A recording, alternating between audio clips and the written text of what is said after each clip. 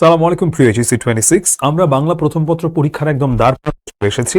তাই এখন আমি তোমাদেরকে এমন কিছু সাজেশন দেওয়ার চেষ্টা করব যেগুলো থেকে 100% কমন পড়ুক কি না পড়ুক, ইনশাল্লাহ তুমি এ প্লাস নিয়ে আসতে পারবা, এতটুকু আশ্বাস আমি তোমাকে দিতে পারি যদি আজকের ক্লাসে শুরু থেকে শেষ পর্যন্ত তুমি পূর্ণ মনোযোগ রাখো। তো চলো আর কথা না বাড়াই আমরা চলে যাই আমাদের সরাসরি প্রথম সৃজনশীলে, যেটা হলো অপরিচিতার। আমি কিন্তু বলে নিচ্ছি, যেহেতু আমাদের হাতে সময় কম, আমি এখন অনেক স্লো আগাবো না, আমি একটু দ্রুততার সাথেই আগাবো এবং এই গতির সাথেই তোমাদের থাকতে হবে।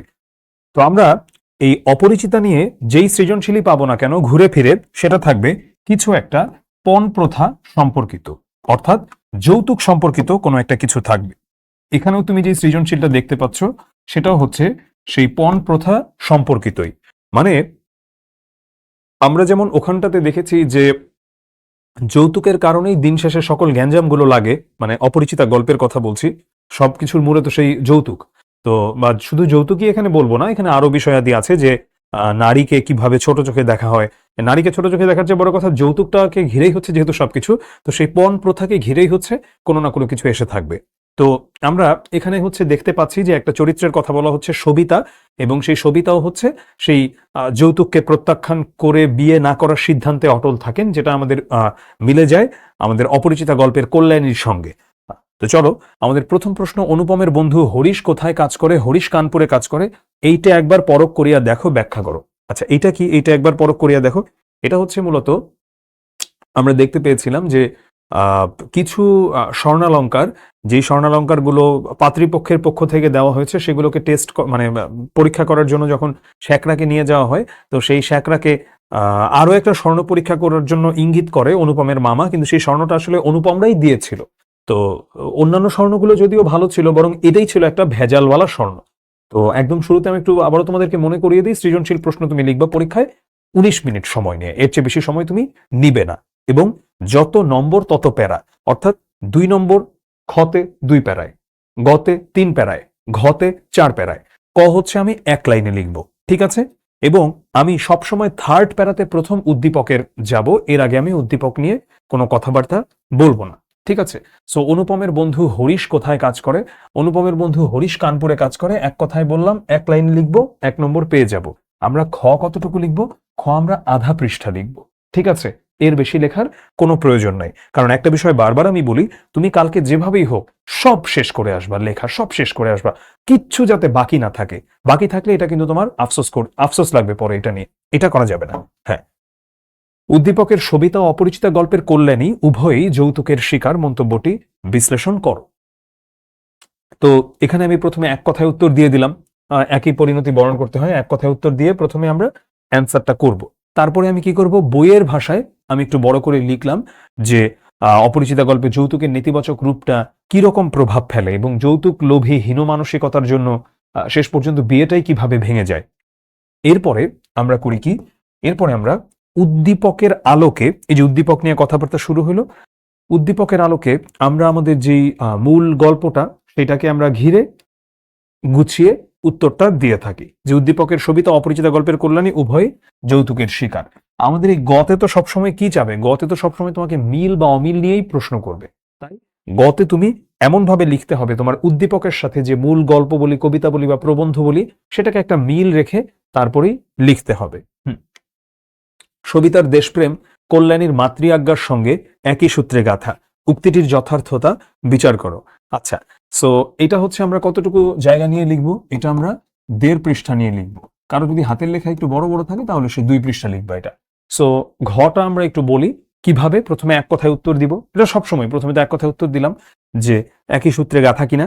তো উন্নত মানসিকতার প্রতিফলন রয়েছে উদ্দীপকের সবিতার বলিষ্ঠ ব্যক্তিত্বের মাঝেও, সেটা লক্ষ্য করি। অতএব আমরা বলতে পারি কি, যে উক্তিটি যথার্থ। আমি যদি এভাবে এটা উত্তর করতাম যে সবিতার দেশপ্রেম কল্যাণীর মাতৃ আজ্ঞার সঙ্গে একই সূত্রে গাথা, উক্তিটি যথার্থ, তাহলেও হতো। দেখো, আমরা ঘতে ঘুরে ফিরে কি ধরনের প্রশ্ন পাবো পরীক্ষায়? ঘতে ঘুরে ফিরে সেসব প্রশ্নই পাবো যেগুলো হচ্ছে আমাকে বলবে যে এইটা আর এইটা, মানে আমার যে উদ্দীপকটা আর মূল গল্পটা বা মূল কবিতাটা, দুটোকে একই সূত্রে গাথা, দুটোকে আংশিক ভাব প্রকাশ করে নাকি সম্পূর্ণ ভাব প্রকাশ করে, এটা বলবো। আচ্ছা, সো অপরিচিতা গল্পের কাহিনী দৃঢ় চেতা ও ব্যক্তিত্ব সম্পন্ন কল্যাণী নামক এক নারীকে আশ্রয় করে গড়ে উঠেছে। সব আয়োজন সম্পন্ন হলেও বিয়ের আসরে বিয়ে ভেঙে যায় তার। এতে সে ভেঙে না পড়ে নিজেকে দেশ ও নারীদের উন্নয়নে নিয়োজিত করে। কল্যাণীর এই পদক্ষেপকে তার উন্নত মানসিকতার প্রকাশ বলা যায়। দেখো গেল। এখন আমরা কি করব, আমাদের সবসময় একটা বিষয় লক্ষ্য রাখতে হবে যে 4 প্যারায় তো আমি লিখবো, ঠিক আছে, প্রথম 2 প্যারায় আমি কথা বলবো গল্প নিয়ে, থার্ড প্যারা থেকে আমি কথা বলবো উদ্দীপক নিয়ে, এবং তারপরে আমি গল্প নিয়েও কথা বলবো ফোর্থ প্যারাতে। মানে থার্ড এবং ফোর্থ প্যারাতে উদ্দীপক আর গল্প দুটো নিয়েই কথা বলবো। শেষে আমি লাইনটা সবসময় এভাবে বলবো, সার্বিক বিচারে বলা যায় আলোচ্য মন্তব্যটি যথার্থ, কিংবা সুতরাং আমরা বলতে পারি আলোচ্য মন্তব্যটি যথার্থ, অথবা আমরা বলতে পারি যে তাই আমরা উপর্যুক্ত আলোচনার পরিপ্রেক্ষিতে বলতে পারি আলোচ্য মন্তব্যটি যথার্থ। আমি আশা করি তোমরা আমার কথা বুঝতে পেরেছো। এবারে আমরা চলে যাই, এখানে সৃজনশীল প্রশ্ন বাকিগুলো রেখেছি, তোমরা একটু দেখে নিবা। আমি আসলে প্রত্যেকটা চ্যাপ্টারে নিয়ে একটা সৃজনশীল প্রশ্ন প্র্যাকটিস করাবো, এবং এই একটাই হচ্ছে তোমার জন্য ইনাফ কমন ফেলার জন্য আর কি। ওয়েট, দাঁড়াও, যৌবনের গান কোথায় চলে গেল?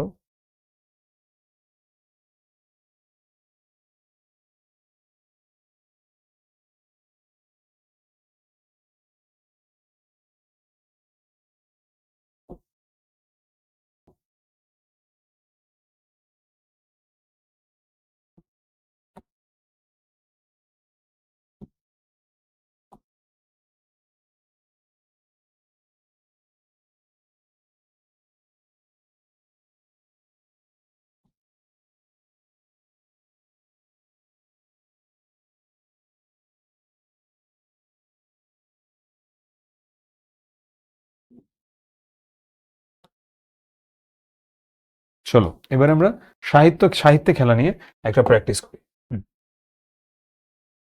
বন্ধুর পরামর্শে রবীন্দ্রনাথ ঠাকুরের গল্পগুচ্ছের কয়েকটি গল্প পড়েই বিরক্ত হয়ে গেল সুমন। তার ধারণা এসব হরহামেশা ঘটে যাওয়া কাহিনী পড়ে সময় নষ্ট করার কোনো মানে হয় না, তার চেয়ে বরং সাধারণ জ্ঞানের বই পড়লে অনেক কিছু জানা যায়, শেখা যায়।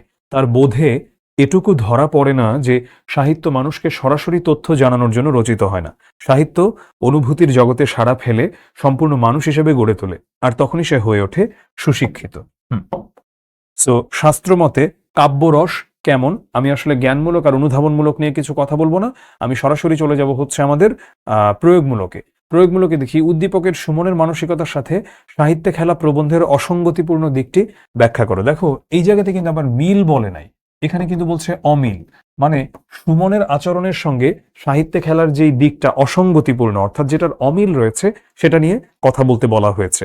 তো সাহিত্যে খেলা প্রবন্ধের সাথে এটা অসঙ্গতিপূর্ণ, যেই সুমনের মানসিকতায় সাহিত্যের প্রতি যেই বিমুখতাটা প্রকাশিত হয়েছে, তো মানে সে সাহিত্য বিমুখ, তো সাহিত্যের প্রতি যে বিমুখতাটা প্রকাশিত হয়েছে এটা হচ্ছে অসঙ্গতিপূর্ণ।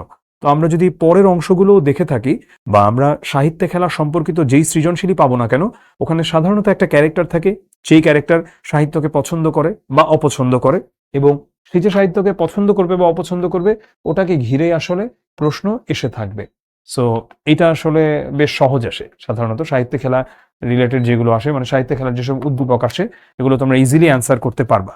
তো আমরা এখানে কি দেখছি, এখানে দেখছি যে পুঁথিগত বিদ্যা লাভকে যতটা গুরুত্বের সঙ্গে উদ্দীপকের সুমন দেখে, সেভাবে কিন্তু সে সাহিত্যকে প্রয়োজনীয় হিসেবে সে মূল্যায়ন করে না। তো এটা কি, এটা সাহিত্যে খেলার সঙ্গে সরাসরি সাংঘর্ষিক, এটাই আমরা এখানে দেখতে পাচ্ছি, কারণ সাহিত্যে খেলাতে ভিন্ন কথা বলা হয়েছে।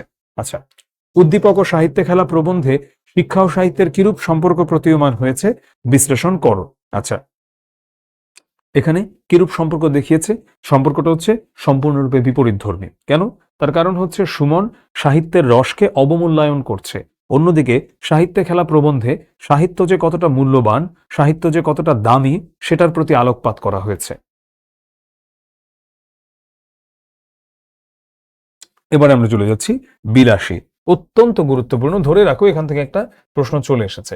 আচ্ছা, সো বিলাসী গল্পের একটা কমন প্যাটার্ন হলো যেভাবে উদ্দীপকগুলো এসে থাকে, তুমি যেই বোর্ডেরই হও না কেন, আর তুমি পূর্ববর্তী বছরের প্রশ্ন দেখলেও দেখতে পাবা, দেখা যায় যে জাতপাতের যে পার্থক্য, বা জাতের কারণে বলি বা ধর্মের কারণে বলি, মানুষ মানুষকে যে হেয় করে, মানুষ মানুষকে যে ছোট করে দেখে, বা যাই হোক না কেন, সেই বিষয়গুলোকে মূলত উদ্দীপকে তুলে ধরা হয়, এবং সেটার আলোকে দেখা যায় যে এই বিলাসী গল্পের সঙ্গে একটা তুলনা করতে বলা হয়। চলো দেখি।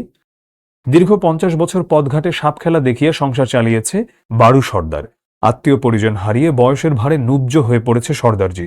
15 বছরের মেয়ে স্বর্ণময়ী এখন তার একমাত্র ভরসা। কয়েকদিন ধরে খাবারের ব্যবস্থা হয়নি বলে সাপ নিয়ে স্বর্ণময়ী রাস্তায় বেরিয়েছে, কিন্তু আজকাল লোকে সাপ খেলা দেখে না। এমন অবস্থা দেখে প্রতিবেশী ব্রাহ্মণের ছেলে রাজন স্বর্ণময়ীকে বিয়ে করে তাদের দায়িত্ব নেয়। এ ঘটনায় সমাজ রাজনের পরিবারকে এক ঘরে করে রাখে। ঠিক আছে, সো বিলাসী গল্পের ন্যাড়া কত ক্রোশ পথ হেঁটে স্কুলে যেত, এগুলো আসলে জ্ঞানমূলক এবং অনুধাবনমূলক, সো সেই দিকে হচ্ছে আমি আসলে গেলাম না। গ্রামটা এবার রসাতলে গেল, ব্যাখ্যা করো। এই কথা মৃত্যুঞ্জয়ের খুড়া মৃত্যুঞ্জয় বিলাসীর পরিণয় মেনে নিতে পারেননি বলে বলেছেন। আচ্ছা, গ্রামটা এবার রসাতলে গেল, এখানে আমরা তো জানি যে কাহিনীটা ঘটেছিল কি। সো আমরা দেখতে পেয়েছি যে যেহেতু মৃত্যুঞ্জয়ের খুড়া বিষয়টা মানতে পারে নাই, ওই বিলাসী আর মৃত্যুঞ্জয়ের এই মিলন, এবং এই জন্যই সে ধরো অনেক কথাবার্তা এনেছে, এখানে জাতপাতের কথাবার্তা এনেছে, এবং কেন এরকম একটা নিচু জাতের মেয়ের হাতে সে ভাত খেয়েছে, এগুলো নিয়ে কথাবার্তা বলেছে। উদ্দীপকের স্বর্ণময়ী বিলাসী গল্পের বিলাসী চরিত্রের কোন দিকটির সাথে সাদৃশ্যপূর্ণ, ব্যাখ্যা করো। স্বর্ণময়ী বিলাসী গল্পের বিলাসী চরিত্রের দুঃসময়ের সারথি হওয়ার দিকটির সাথে সাদৃশ্যপূর্ণ গেল। আচ্ছা, এবারে আমি এখানে কি ব্যাখ্যা করলাম, আমি বইয়ের ভাষায় কথা বললাম অল্প একটু কিছু, যে সাপুরে কন্যা এবং স্বর্ণময়ীকে আমরা যেভাবে দেখেছি এখানেও সেবা শুশ্রূষা দিয়ে সুস্থ করে তোলে, দুঃসময়কে মৃত্যুঞ্জয়ের পাশে না থাকলে বিলাসী সারথি হিসাবে তো পাশে তো ছিল। উদ্দীপকের স্বর্ণময়ীর বাবা বয়সের ভারে নুব্জ হয়ে পড়েছেন, তারপরে দীর্ঘদিন পথে ঘাটে সাপ খেলা দেখিয়েছেন, তো নানা রকম অবস্থা হলেও সাপুরে কন্যা স্বর্ণময়ী সাপ খেলা দেখাতে রাস্তায় বেরিয়ে পড়ে। তো এটা সাপুরে কন্যা বিলাসীর দুঃসময় মৃত্যুঞ্জয়ের যে সান্নিধ্য দিয়েছে, সেবা দিয়েছে, এটার সঙ্গে সাদৃশ্যপূর্ণ। আমরা প্রয়োগমূলকে যেখানেই যাই না কেন, ঘুরে ফিরে এই মিলের কথাগুলোই তো এসে থাকে, তাই না? যে এটার সঙ্গে ওটার মিল রয়েছে, ওটার সঙ্গে এটার একটা একটা কোথায় একটা যোগসূত্র রয়েছে, এগুলো নিয়েই তো আমাদের কথাবার্তাটা হয়ে থাকে। এবারে আমরা আসছি আমাদের উচ্চতর দক্ষতায়, যে উদ্দীপকের ভাববস্তু ও বিলাসী গল্পের প্রেক্ষাপট অভিন্ন নয়। ভিন্ন মানে কি? ভিন্ন। অভিন্ন মানে কি? মানে সেম, ঠিক আছে, বা একই, মানে একই না। অনেকে করে কি, যে এই লাইনগুলো দেখে না তোমরা আসলে বুঝো না, অভিন্ন নয়, তোমরা মানে কি অভিন্ন মানে সেম, নাকি সেম না, এটা আগে নিজে আসলে মিনিংটা আগে বুঝে নিবা। মিনিংটা আগে বোঝার পরে তারপরে সেটা তুমি ব্যাখ্যা করতে যাবা। তুমি যদি মিনিং না বুঝে আসলে কথা বলতে যাও, তখন তো তুমি ভুল ইন্টারপ্রেট করবা এন্ড অফ দ্য ডে, ঠিক আছে। সো এনিওয়ে, উদ্দীপকের রাজন ও বিলাসী গল্পের মৃত্যুঞ্জয়ের বিয়ের প্রেক্ষাপট আলাদা হওয়ায় প্রশ্নোক্ত মন্তব্যটি যথার্থ বলা যায়। প্রশ্নের মন্তব্যটি যথার্থ। সো আমরা এবারে দেখি একটা কথা, যে আমাদের এখানে উচ্চতর দক্ষতাতে তো ঘুরে ফিরে একই কথাই আসে, একই কথাই আসে। এইটা আর ওটা কি এক? এটা কি এক না ভাই? পুরাটা ভাব প্রকাশ করছে নাকি ভাই আংশিক ভাব প্রকাশ করছে? এগুলোই তো, তাই তো, ঘুরে ফিরে। এখন দেখো, এই যে বললাম যে গল্পের প্রেক্ষাপট অভিন্ন নয়, এখন এখানে একটা বিষয়, যে আমার গল্পের প্রেক্ষাপট তো অভিন্ন নয়, সো তাহলে গল্পের প্রেক্ষাপটটাকে আমি কিভাবে দেখতে পারি, বা এটা নিয়ে আমি কি করতে পারি? আচ্ছা, সহজ কথায় যদি বলি, যে বিলাসী গল্পের কথা বলি, আর আমি যেটাই বলি, যে উদ্দীপক বলি, আমার বিলাসী গল্পে কি প্রকাশিত হয়েছে আর আমার উদ্দীপকে কি প্রকাশিত হয়েছে। এখন উদ্দীপকে শুধু বিলাসী গল্পের একটা অংশ প্রকাশ করা হয়েছে, মানে বিলাসী গল্পে যেই যেই বিষয়গুলোর কথা বলা হয়েছে তেমন একটা বিষয় নিয়ে ধরো কথা বলা হয়েছে, বা দুইটা বিষয় নিয়ে কথা বলা হয়েছে। কিন্তু বিলাসী গল্পে তো আরো অনেক কিছু ছিল। ন্যাড়ার জীবন, ন্যাড়া কত ও মানে উদার মনের মানুষ ছিলেন, ন্যাড়া কত ভালো ছিল। তো সরি, মানে মৃত্যুঞ্জয়ের জীবন, মৃত্যুঞ্জয় কত উদার মনের মানুষ ছিল, কত ভালো মানুষ ছিল। তারপরে যখন হচ্ছে তাদেরকে আক্রমণ করতে আসে, ন্যাড়া কিভাবে হেল্প করে, কিভাবে সেভ করে, সেই সব কিছু কিন্তু এখানে ছিল। তো এখানে আমরা দেখতে পাই যে বিলাসী গল্পের বিলাসী আর এইখানে আমরা যেই ক্যারেক্টারটাকে পাচ্ছি, এই দুইজনের মাঝে ডিফারেন্স রয়েছে। তাই বিলাসী গল্পে অসুস্থ মৃত্যুঞ্জয়কে সেবা শুশ্রূষা করে সুস্থ করে তোলে নিচু জাতের সাপুড়ে মেয়ে। পরে মৃত্যুঞ্জয় ভালোবেসে বিলাসীকে বিয়ে করলেও নিচু জাতের সাপুড়ের মেয়েকে বিয়ে করায়, এটা আসলে তার জাত বিসর্জনের অভিযোগ তোলা হয়। তো এনিওয়ে, এখানে কিন্তু রাজন ও স্বর্ণময়ীর ক্ষেত্রে আমরা এমনটা উদ্দীপকে ঘটতে দেখি না। রাজন শুধু অর্থনৈতিক সংকটে থাকা স্বর্ণময়ীকে বিয়ে করে সহযোগিতা করতে চেয়েছিল, যেটার সঙ্গে কোনো মিলই নাই বিলাসী গল্পের। কারণ বিলাসীর ওখানে আসলে মৃত্যুঞ্জয় কোনো টাকা পয়সার সাথে মৃত্যুঞ্জয় আর বিলাসীর সম্পর্কের কোনো কিছু ছিল না। তো তাই উদ্দীপকের ভাববস্তু এবং বিলাসী গল্পের প্রেক্ষাপট ভিন্ন বলা যায়। ঠিক আছে। আচ্ছা, যৌবনের গান। জাতিতে জাতিতে যুদ্ধ হয় ন্যায় অন্যায় নিয়ে। অন্যায়ের প্রতিশোধ নেওয়ার জন্য যৌবন ক্ষিপ্ত সিংহের বিক্রমে রণক্ষেত্রে ছুটে যায়। প্রচণ্ড উল্লাস তার হৃৎপিণ্ডের রক্তে তরঙ্গিত হতে থাকে। এই রক্তের উল্লাস, যৌবনের এই মরণ ক্ষুধা মানুষের জীবনে এক পরম স্বর্গীয় দান। মানুষ কি চিরদিনই বেঁচে থাকে?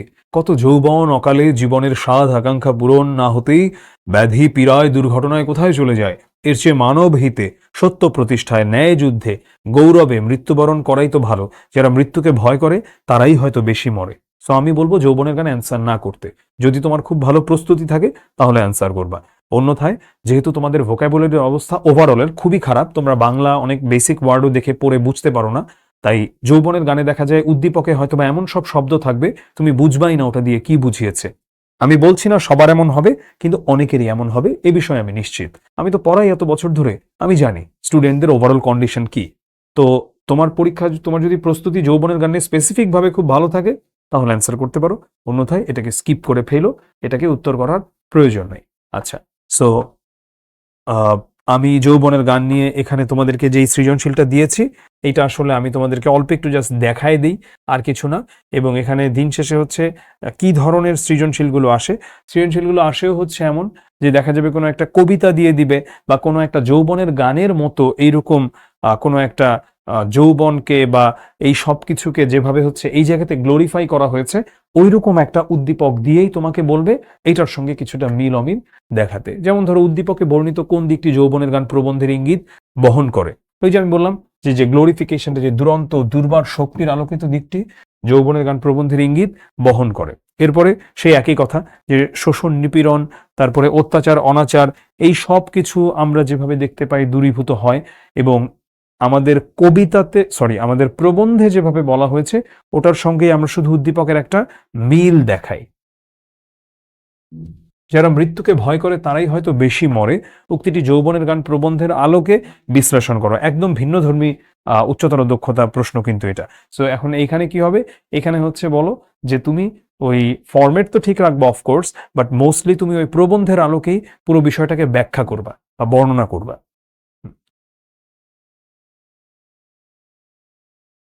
জীবন ও বৃক্ষ নিয়ে আমরা কথা বলি পরে। নদী কভু পান নাহি করে নিজ জল, তরুগণ নাহি খায় নিজ নিজ ফল, গাভী কভু নাহি করে নিজ দুগ্ধ পান, কাষ্ঠ দগ্ধ হয়ে করে পরে পরে অন্নদান, স্বর্ণ করে নিজ রূপে অপরে শোভিত, বংশী করে নিজ স্বরে অপরে মোহিত। আচ্ছা, উদ্দীপকের মর্মার্থ জীবন ও বৃক্ষ প্রবন্ধের বক্তব্যের সাথে কতটা সাদৃশ্যপূর্ণ সেটা বিশ্লেষণ করতে বলা হয়েছে। আচ্ছা, তো উদ্দীপকের মর্মার্থটা কতটা মিল রয়েছে এটা আমাদেরকে এখন বিশ্লেষণ করতে বলা হয়েছে।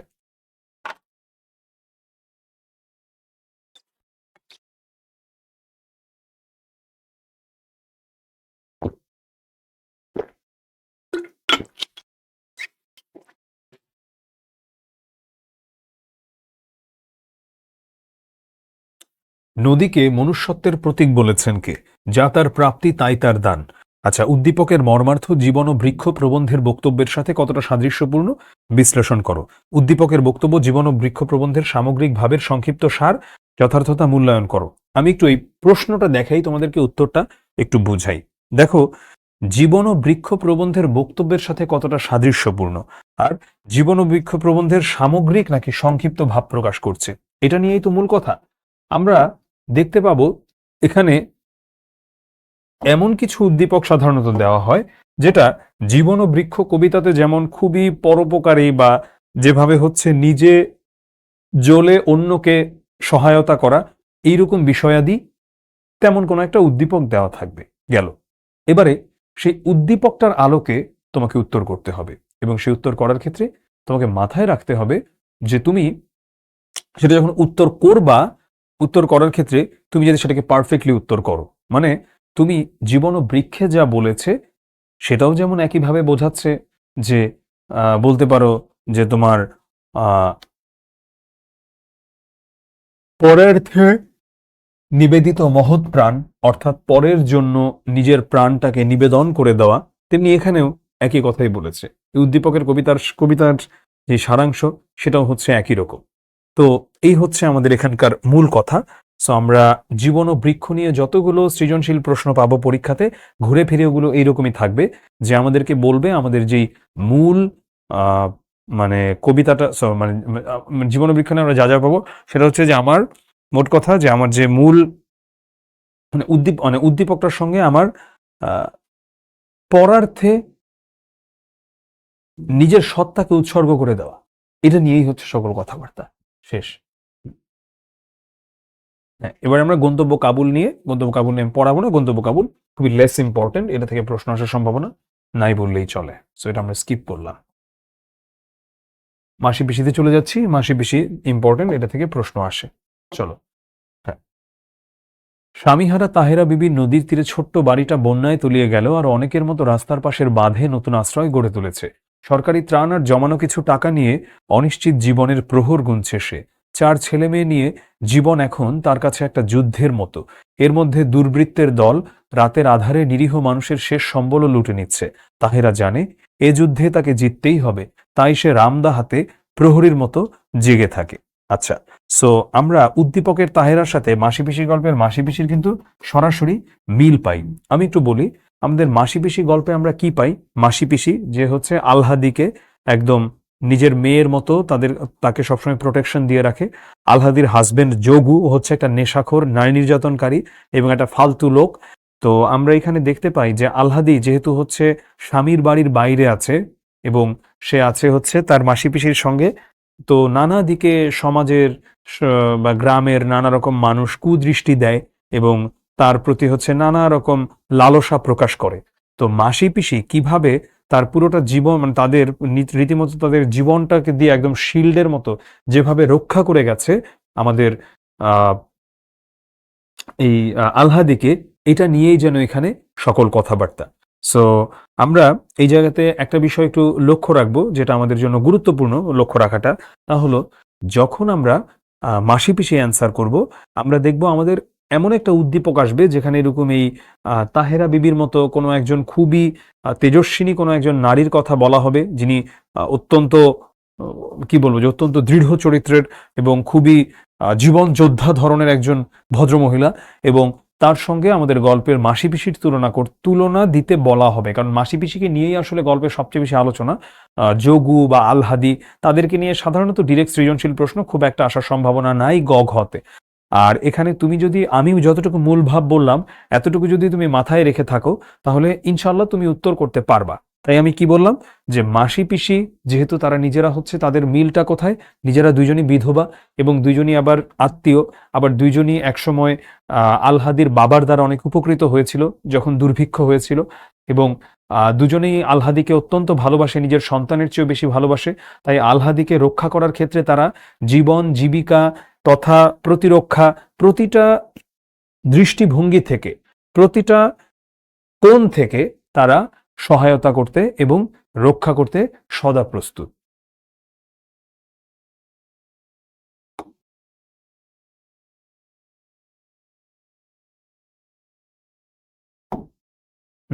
কপিল দাস মুর্মুর শেষ কাজ, এটা স্কিপ করবে, এটা থেকে অ্যান্সার করবা না।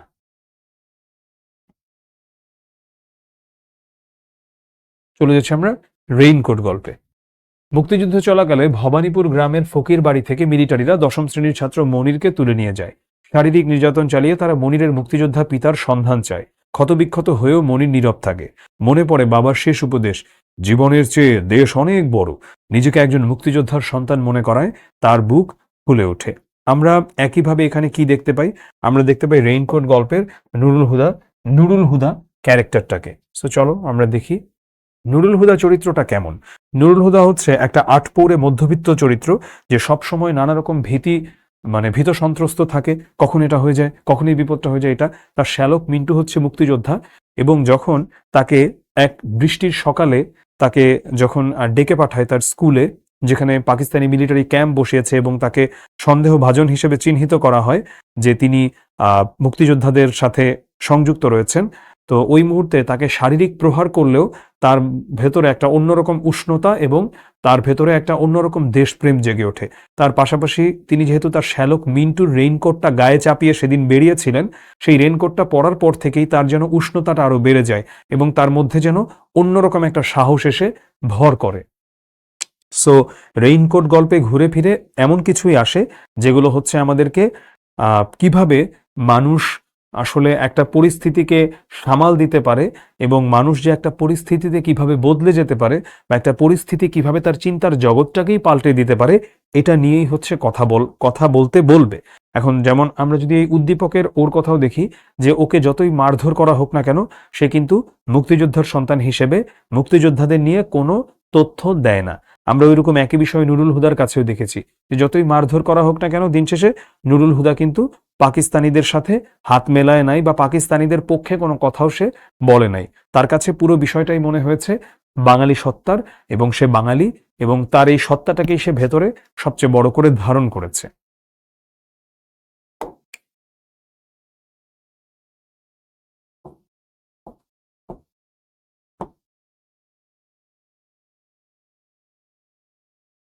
ঋতুবর্ণন।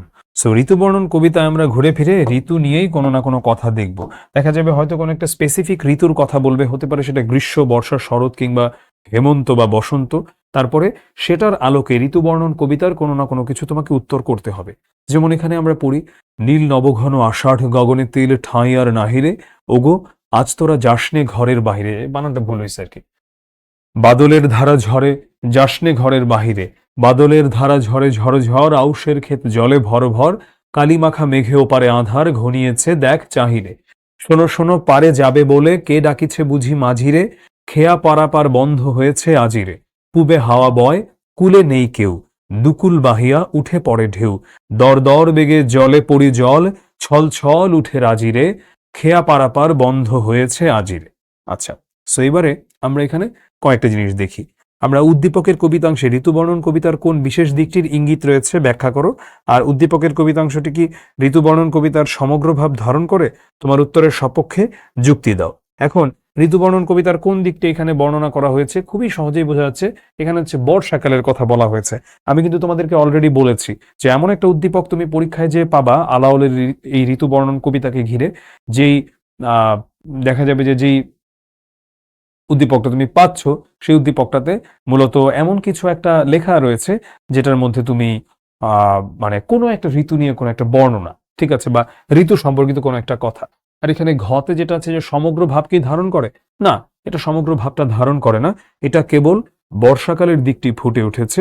কিন্তু ঋতু বর্ণন কবিতায় ষড়ঋতুর পরিবর্তন এবং সেই সাথে মানব মনের উপর যে ঋতু পরিবর্তন হওয়ার প্রভাব, তার সবকিছুই আলোচনা করা হয়েছে। কিন্তু উদ্দীপকেতে এত কিছু আলোচনা হয় নাই, তাই সমগ্র ভাবটা এখানে ধারণ করে নাই। ঠিক আছে, সো আমরা এখানে দেখি বিভীষণের প্রতি মেঘনাদ। হ্যাঁ, পংক্তি বানানটা বারবার লিখে আমি যদি ভুল চলে যায়, আমি এখানে ইয়েতে লিখলি আর কি। আচ্ছা, যা হোক।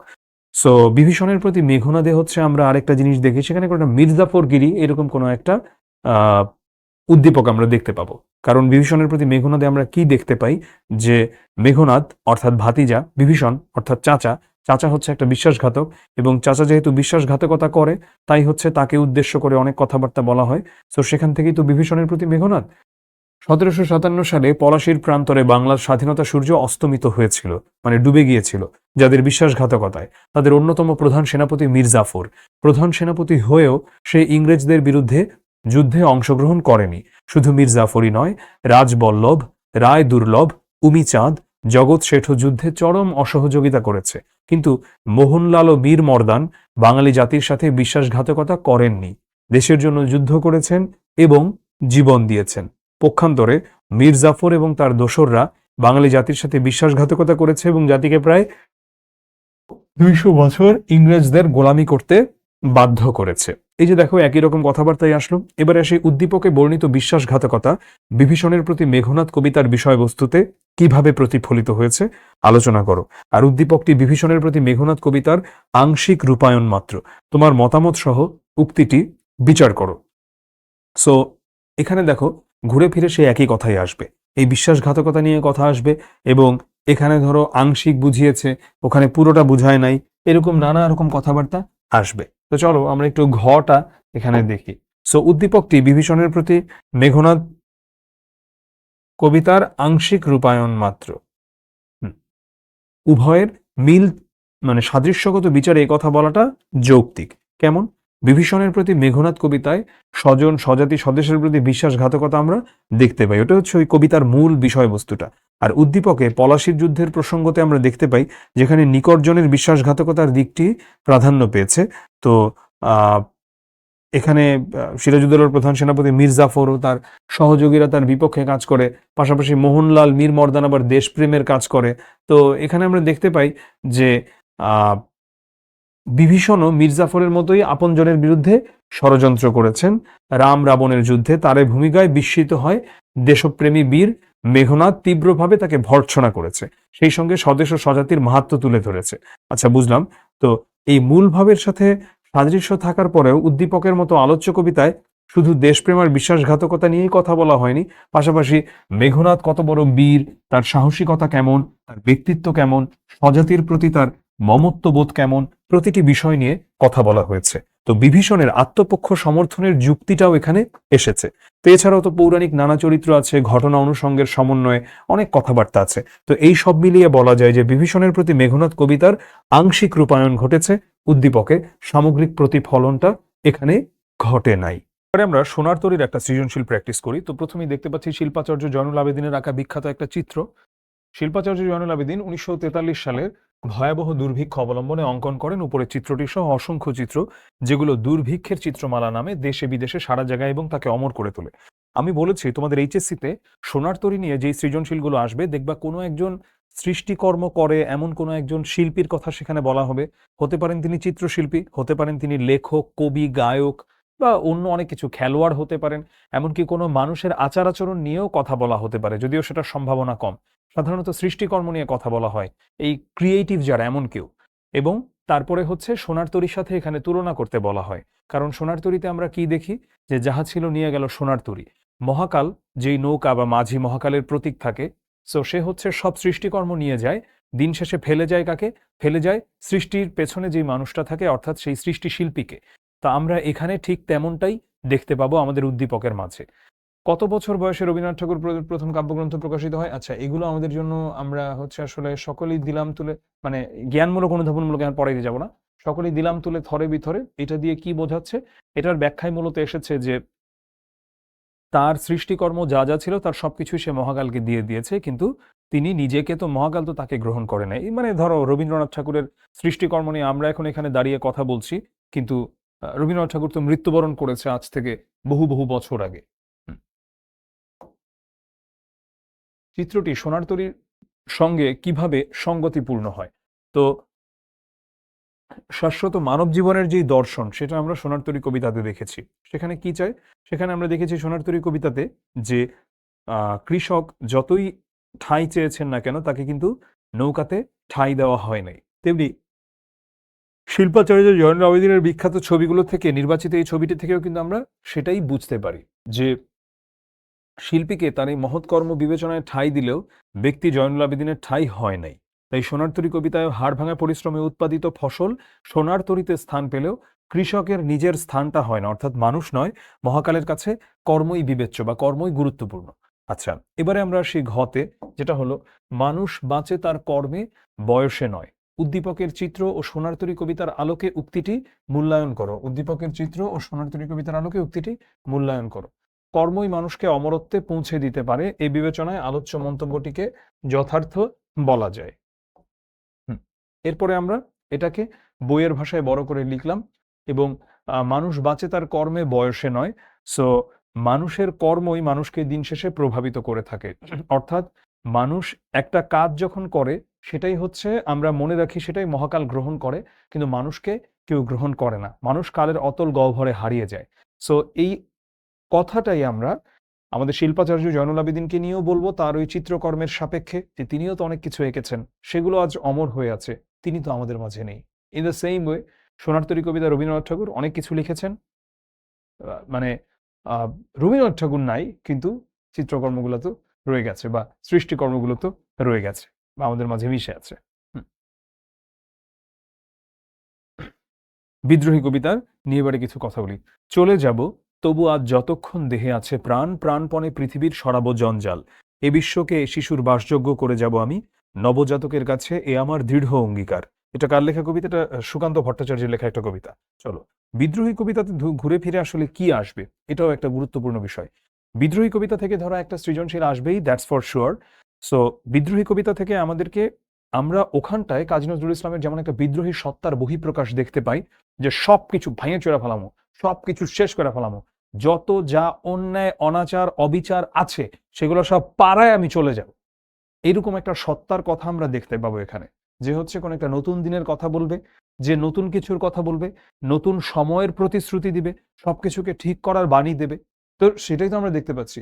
এ বিশ্বকে এ শিশুর বাসযোগ্য করে যাব আমি, নবজাতকের কাছে আমার দৃঢ় অঙ্গীকার। তো আমরা এরকম একটা কিছুই উদ্দীপকে পাবো এবং তারপরে সেটাকে দেখব বিদ্রোহী কবিতার সাথে মিলাতে। তো বিদ্রোহী কবিতা সংকলন করা হয়েছে কোন কাব্যগ্রন্থ? অগ্নিবীণাতে। হুম।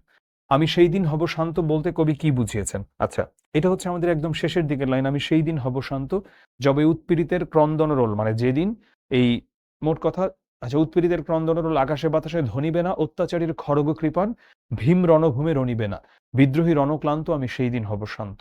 লং স্টোরি শর্ট, এটা বলতে তিনি বুঝিয়েছেন যে তিনি সেই দিনই শান্ত হবেন যখন পৃথিবী থেকে সব অত্যাচার অনাচার দূর হবে এবং শোষিত শোষিত যিনি, তিনি হচ্ছে শোষকের সকল শোষণের হাত থেকে মুক্তি পাবেন, মুক্তি লাভ করবেন।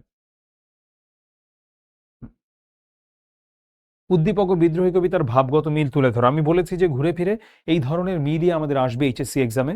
যে আমাকে বিদ্রোহী কবিতায় আমি কি দেখেছি এখানে, যে এখানে আমি বিদ্রোহী কবিতায় দেখেছি যে যতক্ষণ আমার প্রাণ আছে, এবং আমি যে উদ্দীপকের সাথে মিলে যে কবি পৃথিবী থেকে চলে যাওয়ার আগ পর্যন্ত উদ্দীপকের কবি নিজের সামর্থ্যের শেষ বিন্দু দিয়ে পৃথিবীর সমস্ত জঞ্জাল সরাতে তিনি চান এবং এ বিশ্বকে পরবর্তী প্রজন্মের কাছে বসবাসযোগ্য করে যাওয়ার ব্যাপারে তিনি অঙ্গীকারবদ্ধ। আর বিদ্রোহী কবিতায় কিছুটা ভিন্ন ধাঁচে হলেও একই রকম মনোভাব ফুটে উঠেছে। বিদ্রোহী কবিতায় কবি একটি অন্যায় অত্যাচারমুক্ত সমাজ বিনির্মাণে বদ্ধপরিকর। তাই বলা যায় অধিকার প্রতিষ্ঠার দিক থেকে উদ্দীপক ও কবিতার ভাবগত মিল আমরা দেখতে পাই। আচ্ছা, এবারে আসি মানব মুক্তির আকাঙ্ক্ষায় বিদ্রোহী কবিতা ও উদ্দীপকের মূল সুর বিশ্লেষণ করো।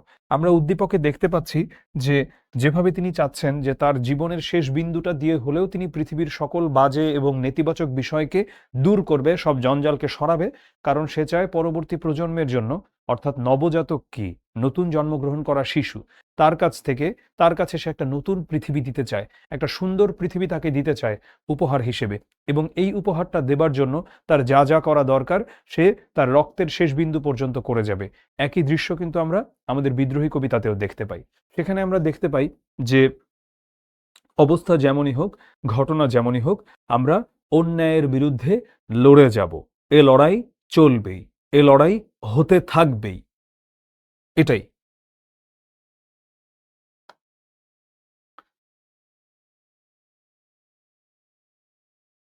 হুম, সুচেতনা। সুচেতনা কবিতা থেকে প্রশ্ন আসার সম্ভাবনা হচ্ছে 50-50। 2016 সালের 28শে মে মাসের রাত সুন্দরবনের জয়পুটিয়া ভাড়ানির এক গোপন জায়গায় ওত পেতে আছে র্যাপিড অ্যাকশন ব্যাটালিয়ন। তবে তারা কোনো অভিযান চালাচ্ছে না, তারা অপেক্ষা করছে একদল দস্যু দল এসে তাদের কাছে আত্মসমর্পণ করবে। সে সময় দুর্ধর্ষ জলদস্যু দল মাস্টার বাহিনীর প্রধান কাদের মাস্টার এবং অন্যান্যদের আশ্বস্ত করার চেষ্টা করছিলেন একজন সাংবাদিক। অবশেষে সেই সাংবাদিকদের প্রচেষ্টায় ট্রলার থেকে একে একে নেমে এলো 9 জন জলদস্যু, তাদের নেতা কাদের মাস্টার সঙ্গে জমা দিল 51টি আগ্নেয়াস্ত্র আর 5,000-এরও বেশি গুলি। বিবিসি বাংলার একটা পরিমার্জিত সংবাদ। আচ্ছা, তো আমরা চলো একটু সুচেতনা কবিতা নিয়ে বলি। তো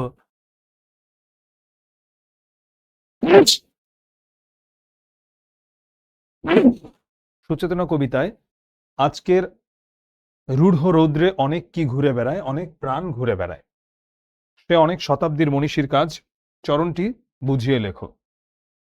সে অনেক শতাব্দীর মনীষীর কাজ, চরণটি দ্বারা বোঝানো হয়েছে সুচেতনার আলো জেলে পৃথিবীর ক্রমমুক্তি নিশ্চিত করবে বিভিন্ন শতাব্দীতে আসা মনীষীরা।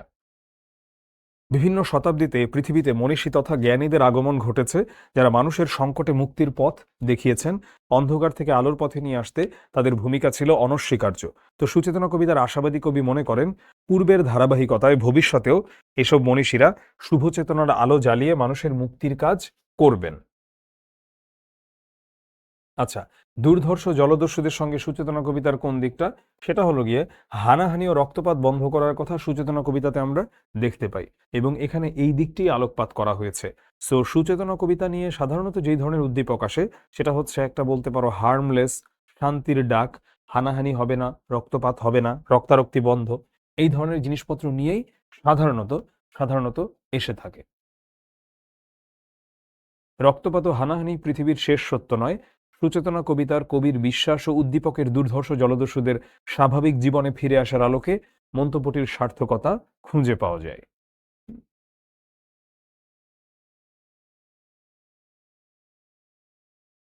আচ্ছা, এবারে আমরা প্রতিদান কবিতা দেখি। সো প্রতিদান নিয়ে আসলে আমাদের যেই সৃজনশীলগুলো আসে সেগুলো হচ্ছে মোস্টলি প্রতিদান কবিতাতে আমরা যেমনটা দেখতে পাই যে সবসময় অন্যের স্বার্থকে অনেক বেশি গুরুত্ব দেওয়া হয়েছে। তো নিজে যেমনটাই হোক না কেন, মানে আমার প্রতি যাই হোক না কেন, আমার এই ঘর ভেঙে দিলে আমি তার ঘর বেঁধে দেব। আমার এই আমাকে যে রাত জাগা করেছে, আমি চাই যে তার সবকিছু ভালো থাকুক। মানে মোট কথা, আমি হচ্ছে যে আমাকে পর করেছে, আমি বরং তাকে আপন করতে আমি কেঁদে কেঁদে বেড়াচ্ছি, এরকম আর কি। তো উদ্দীপকের ভাবের সঙ্গে প্রতিদান কবিতার সাদৃশ্য কোথায়? আর উদ্দীপকের এই শান্তি তোমার আমার ও মানুষ সকল সত্য। চলো আচ্ছা, আমরা একটু গ আর ঘ দেখি। উদ্দীপকটা হচ্ছে, যে পথে গিয়েছে তারা কালিদাস, দান্তে ও হোমার, অজেয় রবীন্দ্রনাথ, বেদব্যাস, খোয়াম হাফিজ, সুকান্ত, মিল্টন, শেলি, অকাতরে ঢেলে মনসিজ, সেই পথে গেছে সেও। এই শান্তি আমার তোমার, হেমন প্রফুল্ল হও, শোনো তার মৃত্যুহীন গান, মানুষ সকল সত্য, এই সত্যে আমি অনির্বাণ। যদি তুমি বোঝো এই ধরনের উদ্দীপক তাহলে উত্তর করবা, না হলে সোজা স্কিপ করবা। এই ধরনের সৃজনশীল উত্তর করতে যাবা না, কারণ তুমি না বুঝে যদি ভুলভাল লিখে আসো তাতে তোমার উপকারের চেয়ে অপকারটাই বরং বেশি হবে।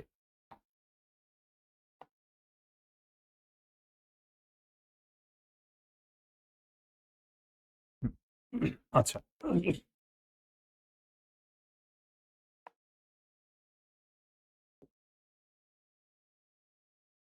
সো উদ্দীপকের এই শান্তি তোমার আমারও মানুষ সকল সত্য অংশই প্রতিদান কবিতার মূল বক্তব্য। উদ্ধৃতিটুকু কতখানি?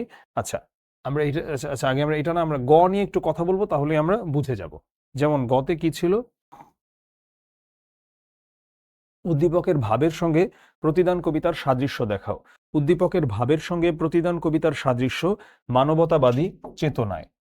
সো প্রতিদান কবিতায় মানবতাবাদী চেতনা অত্যন্ত আবেগময় ভাষায় প্রতিফলিত হয়েছে। কবির ঘর যে ভেঙেছে, তিনি তার ঘর বেঁধে দিতে চান। তাকে যে পর করে দিতে উদ্যত, তিনি তাকে আপন করতে সচেষ্ট।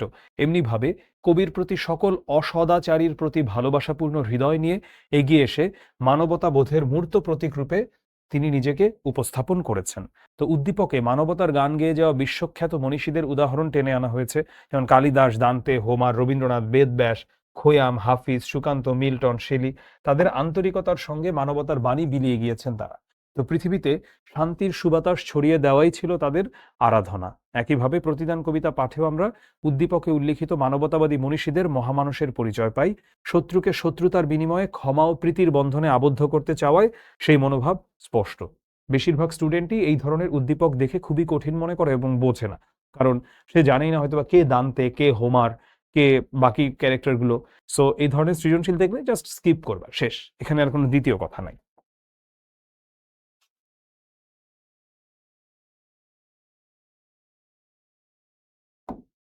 হুম, আচ্ছা, এ আমার ছোট ছেলে জেনেই এখন পাথরের টুকরোর মতন ডুবে গেছে আমাদের গ্রামের পুকুরে, বছর তিনেক আগে কাক ডাকা গ্রীষ্মের দুপুরে। এটা একটা কবিতার লাইন, একটি ফটোগ্রাফ, শামসুর রহমানের একটা খুব বিখ্যাত একটা কবিতা, সেই কবিতার লাইন। তো এখানে আসলে আমাদের কেমন প্রশ্ন আসবে তাহারই পরে মনেতে আমরা দেখেছি যে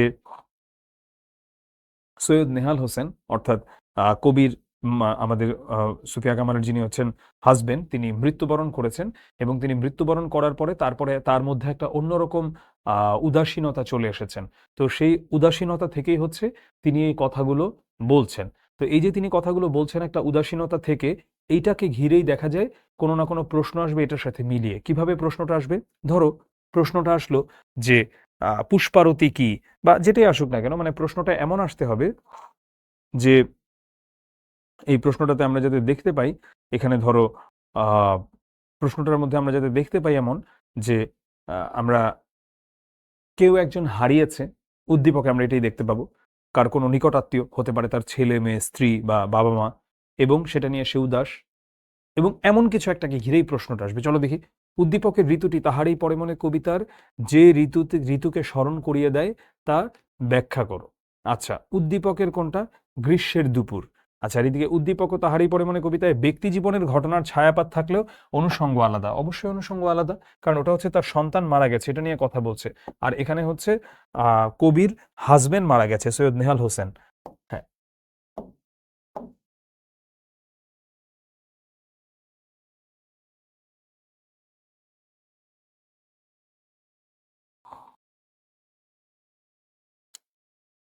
উদ্দীপকের গ্রীষ্ম ঋতুটি তাহারই পরে মনে কবিতার শীত ঋতুকে মনে করিয়ে দেয়। কারণ আমরা ওখানে দেখেছি যে শীত ঋতুর কথা বারবার সে জায়গাতে বলা হয়েছে, এবং যখন বসন্তের আগমন ঘটেছে, পুরো কবিতাটাই তো আসলে একটা সংলাপ নির্ভর কবিতা। বসন্তের যখন আগমন ঘটেছে, কবি ভক্ত এতে খুবই অবাক যে কবি কেন বসন্তকে বরণ করে নিচ্ছেন না ঠিকঠাক। কিন্তু কবির মনটা তো আসলে অনেক উদাস। কারণ কবির মনটা উদাস, তার কারণ হচ্ছে সেখানে বলতে পারি যে মানে কুহেলি উত্তরি তলে যে এই কুয়াশার চাদরে ঘেরা অনেকটা সন্ন্যাসীর মতো যেন এখান থেকে চলে গেছে আমাদের শীত, এবং সেই শীতের প্রতি তার এই কষ্ট বা সবকিছু কেন, তার কারণ হলো তিনি আসলে দেখতে পান, মানে তিনি তিনি তো পারছেন না এই সময়টাকে হজম করে নিতে। এটাই এটাই হচ্ছে রিজন।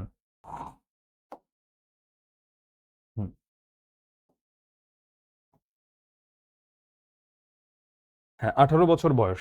18 বছর বয়স কবিতাটাও আসবে অনেকটা বিদ্রোহীর মতোই উদ্দীপকগুলো, যেখানে হচ্ছে আমরা দেখতে পাই যে 18 বছর বয়স তো আসলে খুবই দুর্বার, সে যেমন সবকিছুকে জয় করে নিতে পারে। তো ওইভাবেই হচ্ছে এখানে আসবে, জীবন আবেগ রুধিতে না পারি যারা উদ্ধত শির লঙ্ঘিতে গেল হিমালয়, গেল শুষিতে সিন্ধু নীর, নবীন জগৎ সন্ধানে যারা ছুটে মেরু অভিযানে, তবুও থামে না যৌবন বেগ, জীবনের উল্লাসে চলেছে চন্দ্র মঙ্গল গ্রহে স্বর্গে অসীম আকাশে।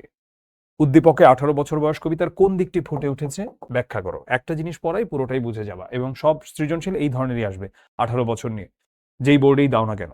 18 বছর বয়সে তারুণ্যের সাহসী ও দুর্বার বৈশিষ্ট্যের দিকটি আলোকপাত করেছেন। 18 বছর বয়সে একজন তরুণ কোনো কিছুকেই ভয় পায় না, সে তার পথের সমস্ত বাধা ভেঙে দিতে চায়, নিজের জীবনের দুর্যোগ দেহ মনের নিশ্চলতা ভেঙে তারা নতুন কিছু সৃষ্টি করতে চায়। উদ্দীপকের চরণগুলোতে যৌবনের জয়গান গাওয়া হয়েছে। এখানে আমরা যৌবনের জয়গান দেখতে পাচ্ছি। তার পাশাপাশি কৈশোর পার হয়ে আসে যৌবন, এই বয়সটি জীবনের সবচেয়ে গুরুত্বপূর্ণ সময়। দুরন্ত ছুটে চলা এই বয়সের সবচেয়ে বড় বৈশিষ্ট্য। এই বয়সেই হিমালয় জয় করা, সমুদ্র পাড়ি দেওয়া, কিংবা মেরু অভিযানে জয়ের উল্লাসে ছুটে চলা যায়। তো 18 বছর বয়স কবিতায়ও কবি দৃপ্ত কণ্ঠে তারুণ্যেরই জয়গান গেয়েছেন। তরুণেরা এই বয়সে সব বাধা অতিক্রম করে ফেলে, তাই বলা যায় উদ্দীপক ও 18 বছর বয়স কবিতায় তারুণ্যের বৈশিষ্ট্যের দিকটি আমরা দেখতে পাচ্ছি। ঠিক আছে, তারুণ্যের বৈশিষ্ট্য 18 বছর বয়স কবিতা নিয়ে যা আসবে সবই তারুণ্যের বৈশিষ্ট্যকে ঘিরেই, এর বাইরে কিছু আসবে না। আচ্ছা, এবারে আসি ফেব্রুয়ারি 1969। খুবই ইম্পর্টেন্ট, কারণ ভাষা আন্দোলন এবং মুক্তিযুদ্ধ এগুলোকে ঘিরে সাধারণত আমাদের প্রশ্ন এসে থাকে, সব সময় এসে থাকে। কাজী নজরুল ইসলাম, রবীন্দ্রনাথ ঠাকুরের প্রশ্ন আসবেই, ভাষা আন্দোলন মুক্তিযুদ্ধ আসবেই। তো তুমি যেই বোর্ডেরই হও না কেন, ফেব্রুয়ারি 1969 খুবই ইম্পর্টেন্ট একটা কবিতা। যদিও ফেব্রুয়ারি 1969 আসলে আমাদের ভাষা আন্দোলনকে ঘিরে না, এটা হচ্ছে আমাদের গণ অভ্যুত্থানকে ঘিরে। এরপরেও এটা তো একটা জাতীয় আন্দোলন, তো জাতীয় আন্দোলন ভিত্তিক লেখা আসেই। ফেব্রুয়ারির 21 তারিখ দুপুরবেলা রক্ত বৃষ্টি ঝরে বৃষ্টি কোথায়, বরকতেরই রক্ত, খুব বিখ্যাত একটা কবিতার লাইন। হ্যাঁ, ভাষা আন্দোলন ভিত্তিক। আচ্ছা, এবারে আমরা এখানকার কিছু ইম্পর্টেন্ট জিনিস দেখাই। যেমন দেখো, এটা অনেক এসে থাকে, সালামের মুখ আজ তরুণ শ্যামল পূর্ব বাংলা। এখানে কি বলা হয়েছে? এখানে যেটা বলা হয়েছে যে 1969-এর গণ অভ্যুত্থানের বিপ্লবী বাংলাকে ভাষা আন্দোলনে শহীদ সালাম, অর্থাৎ ভাষা সৈনিক সালামের বিপ্লবী মুখের মাঝে যেন খুঁজে পাওয়া হচ্ছে।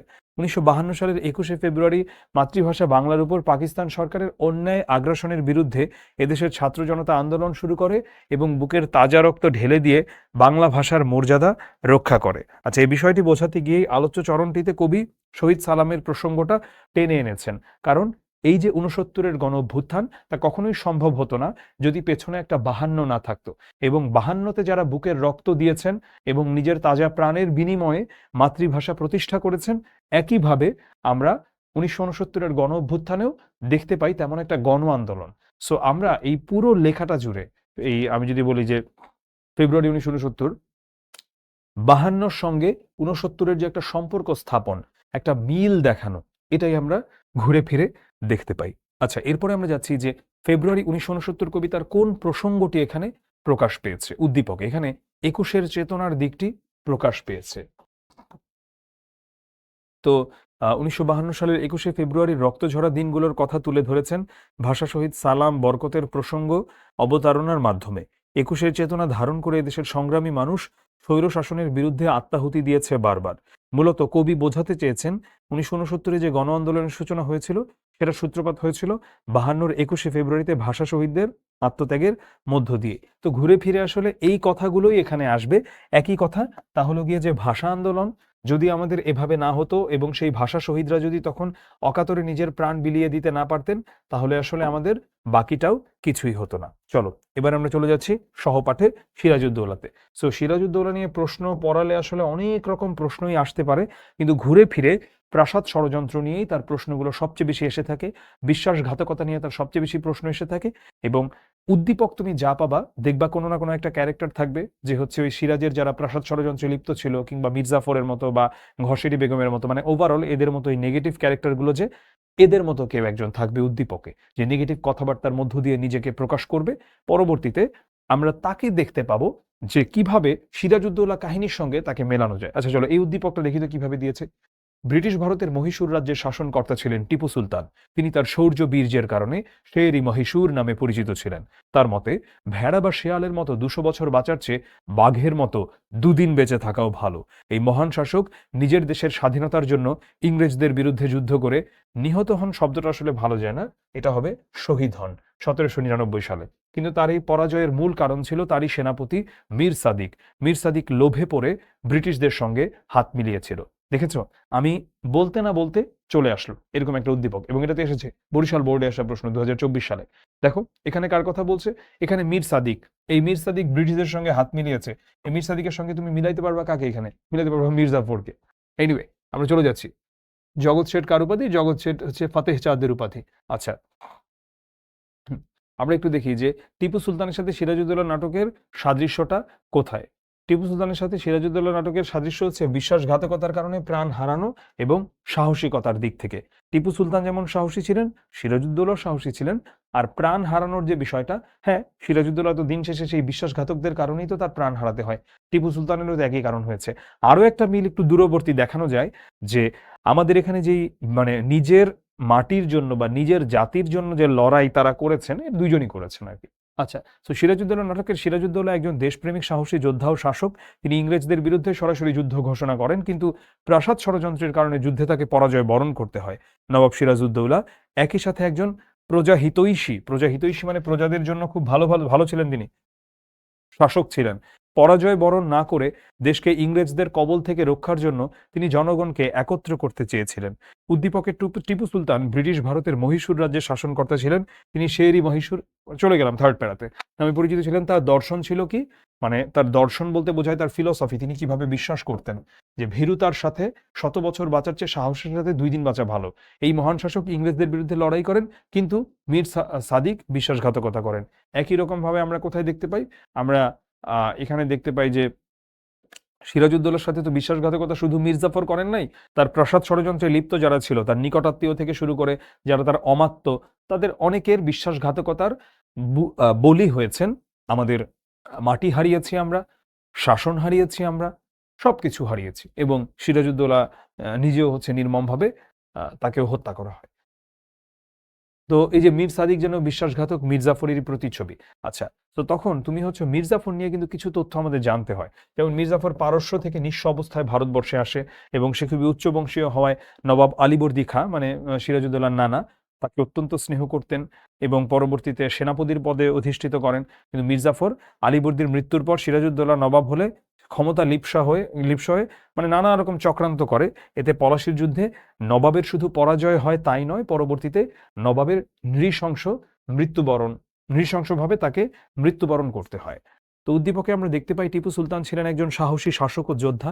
তিনি নিজ দেশের স্বাধীনতার জন্য ইংরেজদের বিরুদ্ধে যুদ্ধ করেন, কিন্তু তার সেনাপতি মীর সাদিক ইংরেজদের সাথে হাত মেলায়। সেনাপতির চক্রান্তে যুদ্ধে 1799 সালে টিপু সুলতান মৃত্যুবরণ করেন। তো সিরাজউদ্দৌলা নাটকে প্রাসাদ ষড়যন্ত্র না থাকলে কোনোভাবেই ইংরেজরা এদেশের স্বাধীনতা হরণ করতে পারত না। সিরাজউদ্দৌলার সিংহাসনে আরোহণের পর থেকেই তার অমাত্য ও আত্মীয়রা তার বিরুদ্ধে ষড়যন্ত্রে লিপ্ত হয়। তো এই ক্ষমতার লিপ্সা ও ষড়যন্ত্র নবাবকে পলাশীর যুদ্ধে পরাজিত করে। উদ্দীপকেও মীর সাদিকের চক্রান্তের কারণেই টিপু সুলতান ইংরেজদের বিরুদ্ধে যুদ্ধে পরাজয় বরণ করেন। তো বিশ্বাসঘাতকতার দিক থেকে দুইটা চরিত্রই এক, তাই এই জন্য আমরা বলতে পারি যে হ্যাঁ, প্রশ্নোক্ত মন্তব্যটি যুক্তিযুক্ত বা যথার্থ। এবারে চলে যাচ্ছি, চলো লাল সালুতে। থ্যাংক ইউ ভাই। সাধু সুন্দরলাল সাঁওতালদের কাছে দেবতা তুল্য, মানে দেবতার মতো। তবে সে নিরীহ সাঁওতালদের বিশ্বাসের সাথে খেলা করে। আমাকে তোমরা একটু 1টা মিনিট অ্যালাউ করো, আমি একটু পানি পান করি। আসলে ক্লাস নিচ্ছি তো অনেকক্ষণ ধরে।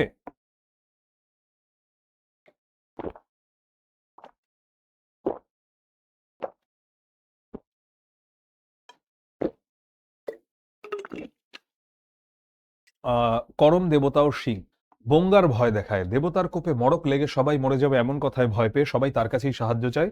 এই সুযোগে সুন্দরলাল তাদের আসামের চা বাগানের কুলির কাজ করতে পাঠিয়ে দেয়। মনে মনে হিসাব করে কতজন পাঠালো আর কমিশন কত টাকা পাবে। রাজশাহী বোর্ডের প্রশ্ন, 2024 সালে আসা। আচ্ছা, সো উদ্দীপকটা পড়েছো, অনেকেরই হয়তো মাথার উপর দিয়ে গেছে, কোনো চিন্তা নাই।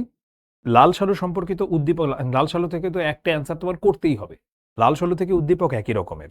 আমাদের এখানে যেমন দেখাচ্ছে ভণ্ডামি, পীর প্রথা, ওখানেও এগুলোই দেখাবে। ঠিক আছে?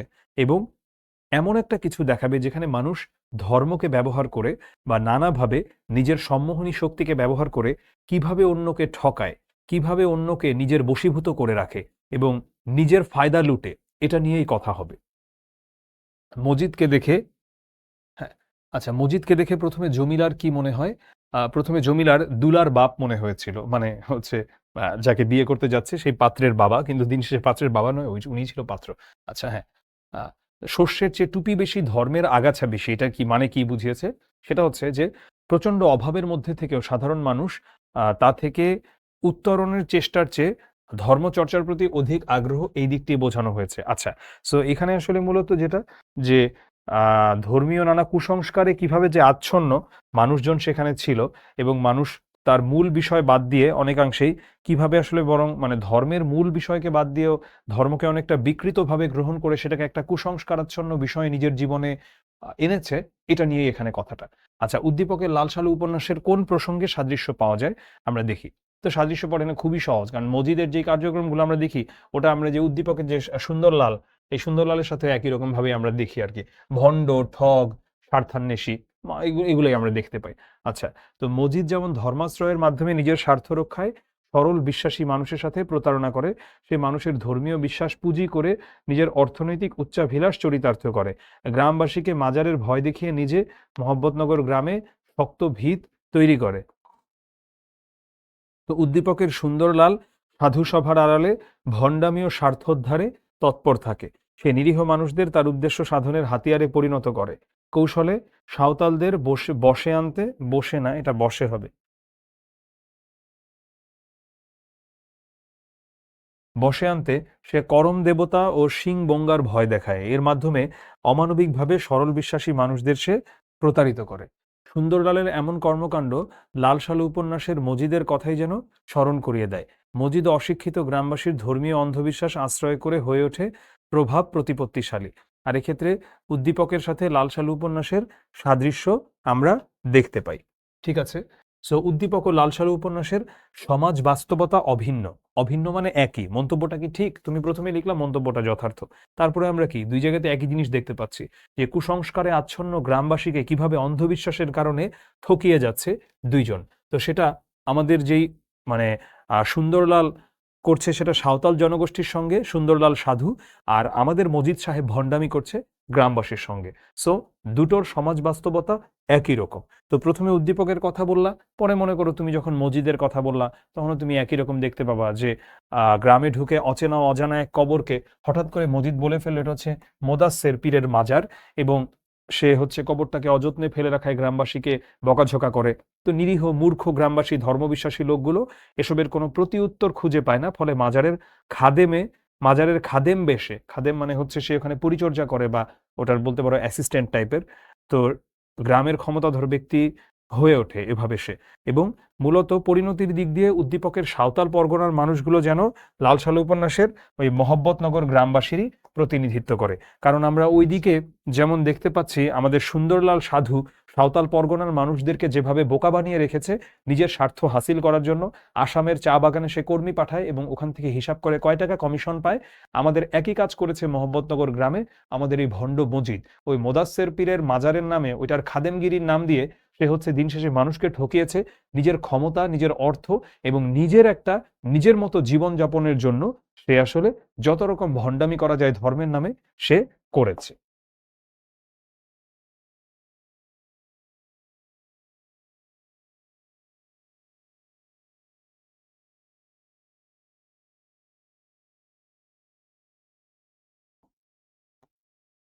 ওয়েট, দাঁড়াও, এখানে আর যেগুলো আছে বাকি সবগুলোই তোমাদের জন্য, তোমরা আসলে আসলে আমি আর কোনোটাই আর এখানে করাবো না। তো আমি মনে করি যতটুকু হয়েছে না, পরীক্ষা এখন তোমাদের প্র্যাকটিস করা আরো বেশি ইম্পর্টেন্ট, এখন আসলে ক্লাস আর এত ইম্পর্টেন্ট না ক্লাসের চেয়ে। তোমরা নিজেরা যতটুকু লাস্ট সময় যতটুকু না পড়লেই না, কোনো প্রেশার নেওয়ার দরকার নেই, আল্লাহ ভরসা। ফার্স্ট এক্সাম তোমরা অলরেডি আসলে এসএসসি দিয়েছো, সো তোমাদের আইডিয়া আছে। আমি নিজে যখন এইচএসসি দিয়েছিলাম কুমিল্লা ক্যাডেট কলেজ থেকে, আজ থেকে অনেক বছর আগে, তা আমার মধ্যেও তখন যতটুকু ভয় ভীতি ছিল সেটা চলে গিয়েছিল। আমরা ফাইজলামি করতে করতে বলবেন গান টান গাইতে গাইতে গেছি, মজা করতে করতে পরীক্ষার হলে শেষ। যা মানে পার্ট অফ লাইফ, এমন কিছু না। আমরা চেষ্টা করবো আমাদের সর্বোচ্চ ভালো দিতে, বাকিটা আমাদের মহান আল্লাহ রব্বুল আলামিন ইনশাআল্লাহ আমাদের জন্য খুব ভালো একটা পরীক্ষা রাখছে, এবং যেটা আমাদের জন্য শ্রেষ্ঠ উনি সেটাই যেন করেন। সবাই ভালো থেকো, আল্লাহ হাফেজ, সালামু আলাইকুম।